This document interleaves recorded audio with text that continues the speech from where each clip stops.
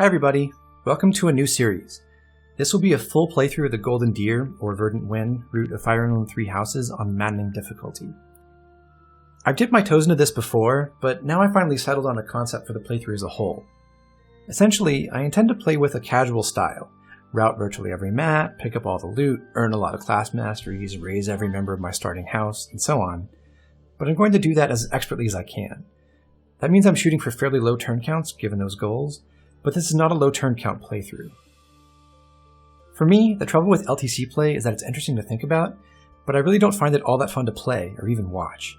If you played 3 Houses before, you know there are a lot of defeat commander objectives in the late game, and there are a ton of mobility tools at your disposal.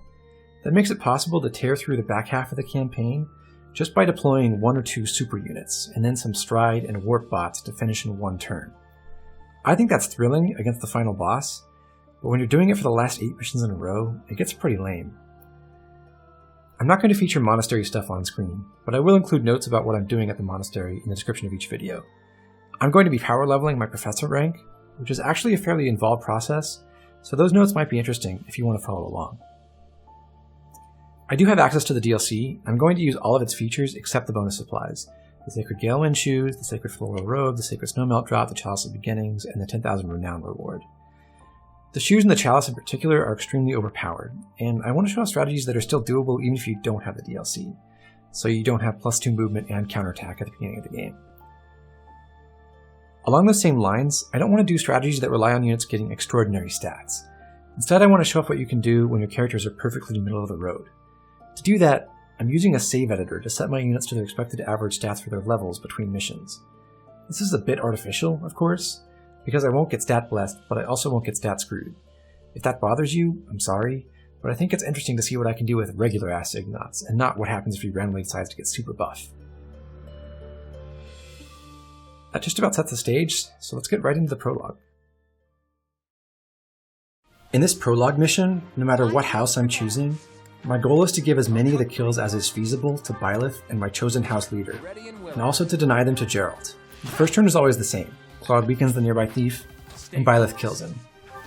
You might as well use the talk options to start building support points with house leaders. Early on in the game, earning those C supports quickly can make a big difference in keeping everyone motivated. Next turn we go north. I'm creating a formation with Edelgard and Dimitri flanking Byleth. This funnels the enemies in a really nice way, keeping them mainly in front of us and helping to set up a safe area for Claude next turn.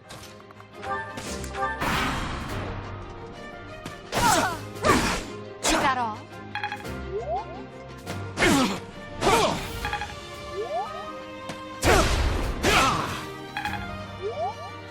Saw that coming.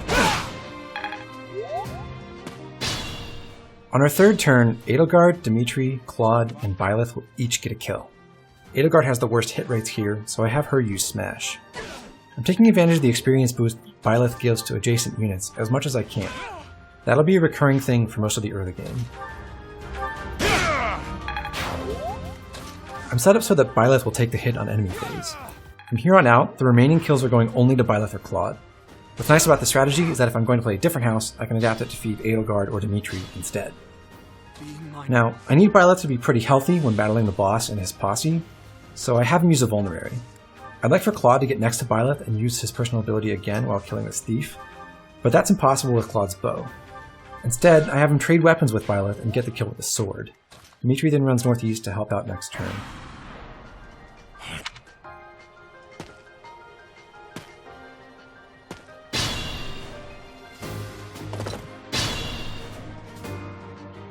Attack when... As I just said, Dimitri weakens the closest thief. Byleth, who now only has a bow, runs up and shoots Kostas. Claude swaps weapons with Byleth again, then kills the thief that Dimitri weakened a moment ago. Now Byleth can counterattack on enemy phase.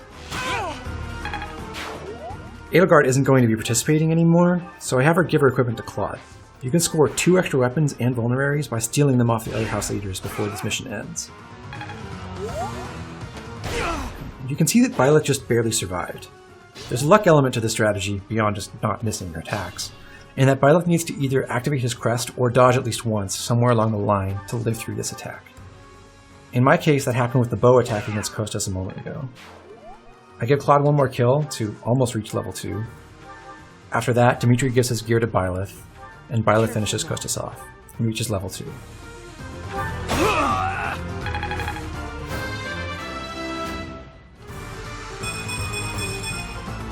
Another step forward. That's the end of the mission, although we don't actually get to the victory screen until after a couple of cutscenes. Keep an eye out for the next video, where I'll discuss each member of the Golden Deer and preview what my plans are for them as units. Also, I want you to know that if you subscribe, I will have more subscribers. See you next time. Correct. You get all is there now. Though it is a when time be now what? Of course. Yes, I cannot why. Now go.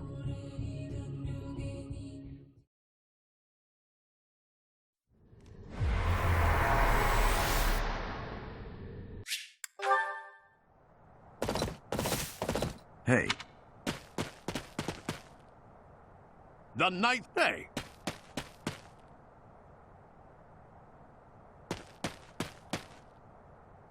The students...